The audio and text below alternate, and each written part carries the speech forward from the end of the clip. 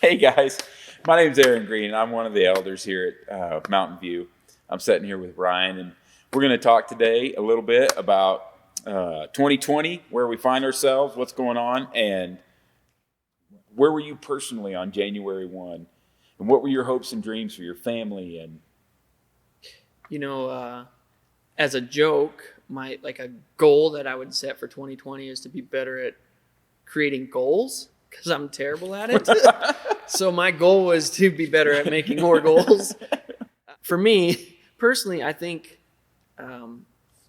where God's had me as far as goals go is to each day try to be a better father, try to be a better husband, just a better human being in general.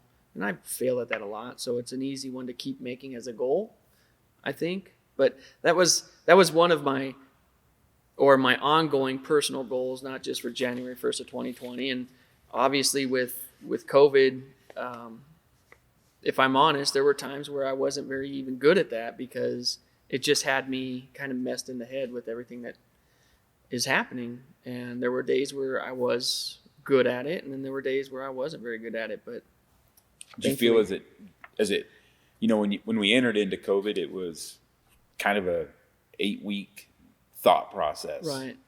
And now here we are at 12.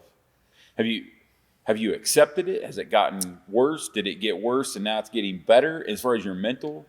It was worse probably the third weekend. That was the worst, I think, for me. It was.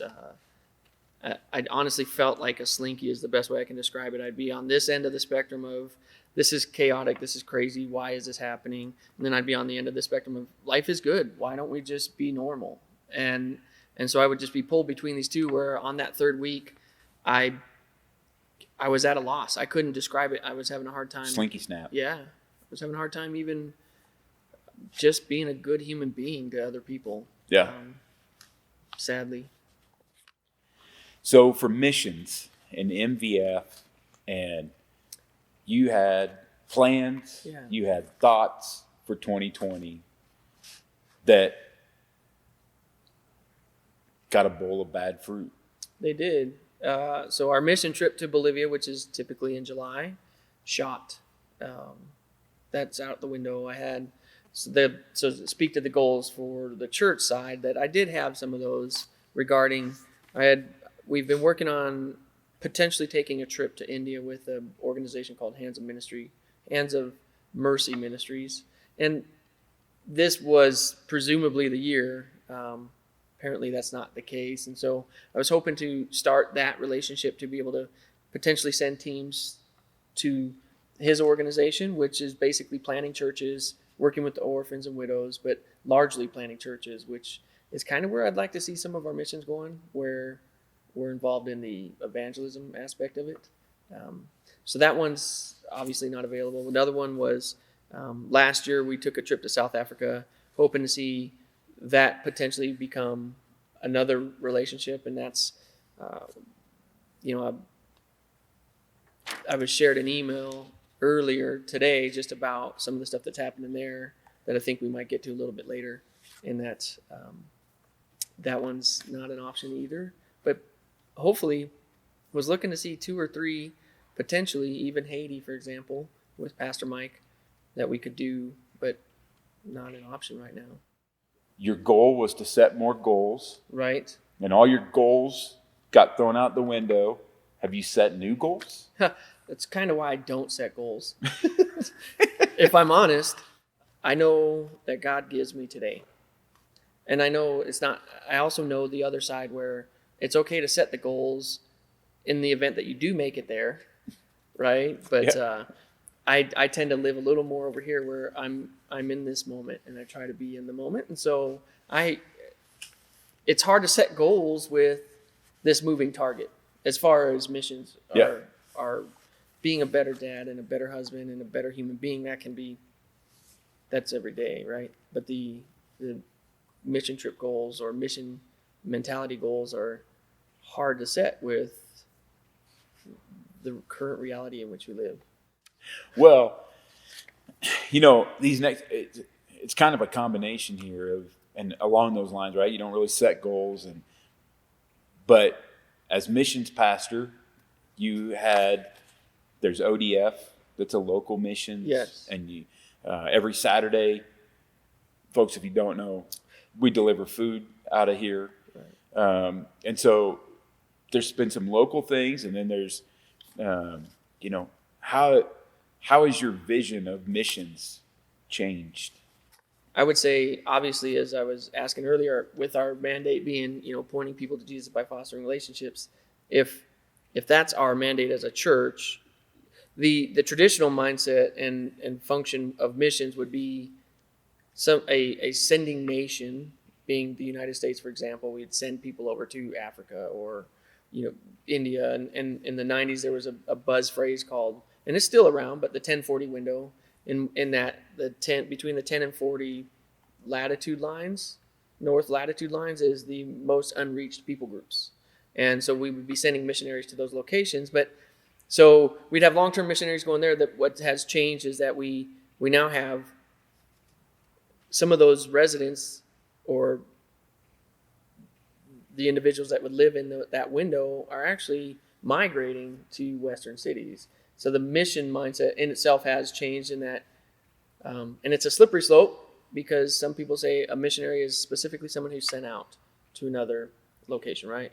And then as a missions and outreach pastor, we're taking care of outreach, which for some of those, they want to delineate between the two. And so we have these individuals that are now migrating to the Western states. So missions in itself has changed, that we should be evangelizing. Pretty much looking out our window, we might be seeing people that were from one of those areas currently.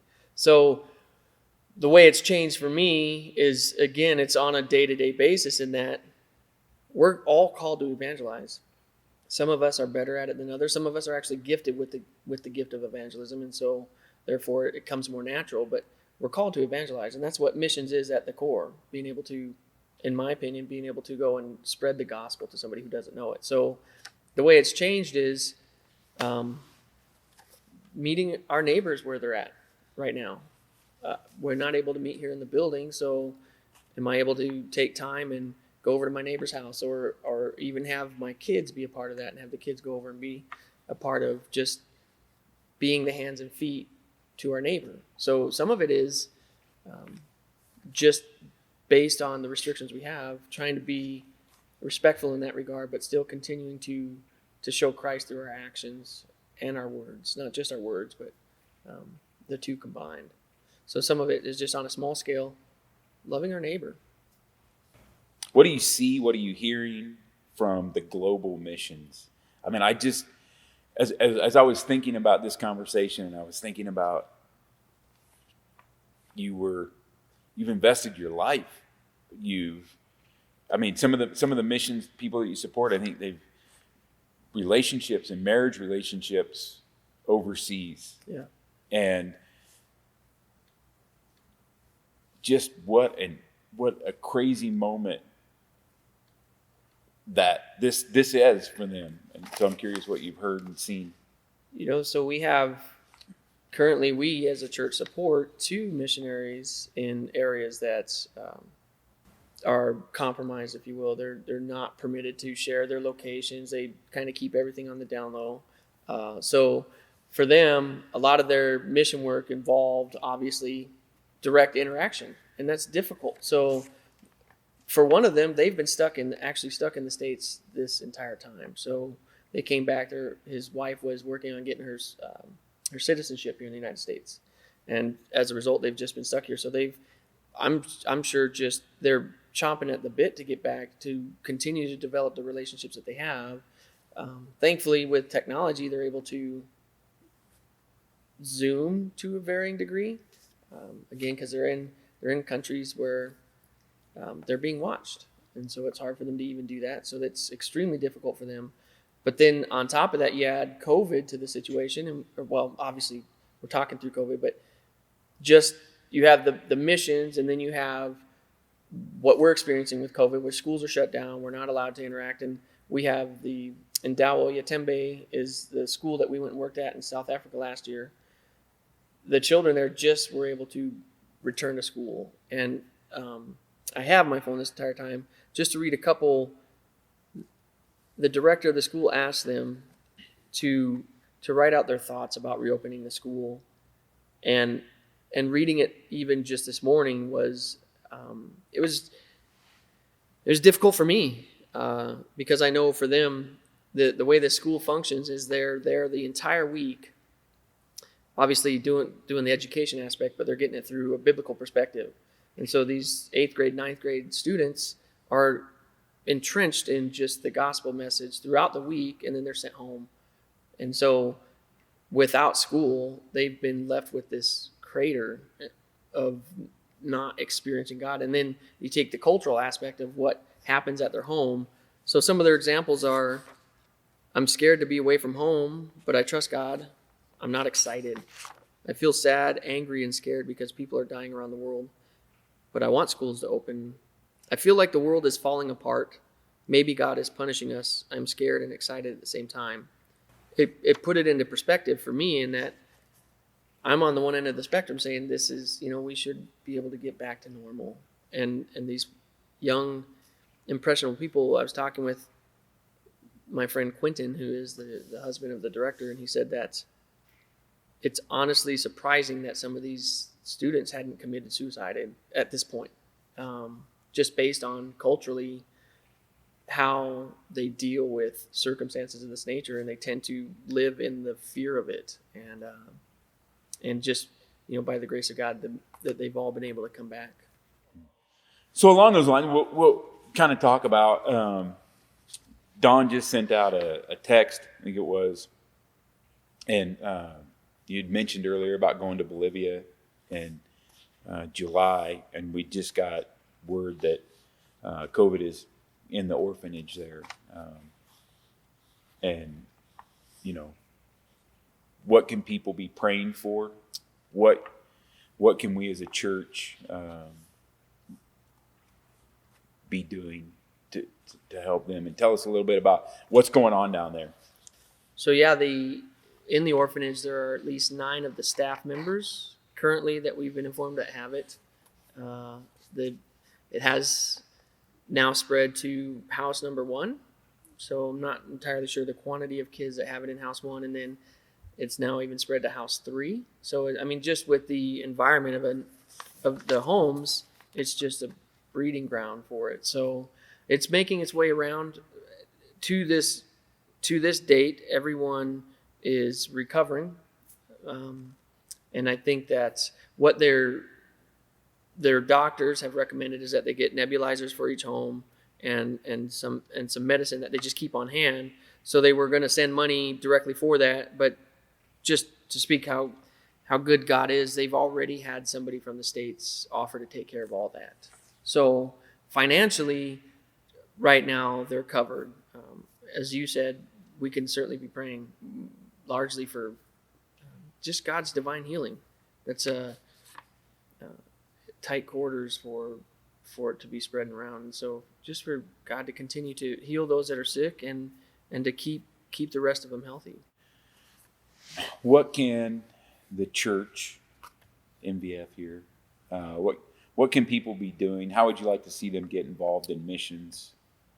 So as you talked earlier about the food baskets, we do have food baskets that are brought each Saturday, which then are delivered to homes that families are appreciative or need the food. I would encourage families to take that next step and maybe even be willing to provide that something for their neighbor, to have a little skin in the game, if you will. If they see a neighbor in need, to reach out and try to help that neighbor, starting with prayer. Obviously, prayer that the Holy Spirit would reveal to them when, or circumstances that God would want them to be a part of, be it with their neighbors, at a store, whatever. Even if it's taking the leap to say, you know what, God's been putting on my heart that I should go on a mission trip, to reach out to me, to discuss what the options might be as flights and opportunities begin to open up. But be praying for that. And again, the line's a little bit blurred now between what we traditionally understand as a missionary and what can be a missionary just even locally, but to be on mission to share the gospel, to be bold enough just to share the gospel, that their heart would be broken for their neighbor that doesn't know Christ. We talk a lot here at church about the I70 corridor and it being unchurched. There's a large population here that doesn't know Christ, and starts with your neighbor.